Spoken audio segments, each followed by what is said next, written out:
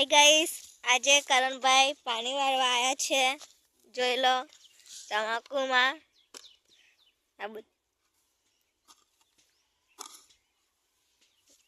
ઘરનું કામ તો કરવું પડે, આખો દિવસ પતંગ ના ચગાવાય. એટલે આજે કામ પર આવ્યા છે. પૈસા મળી જશે હા, રોકડા.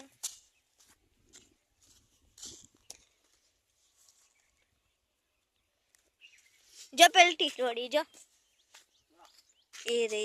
હા, નાની નાની નાની છે.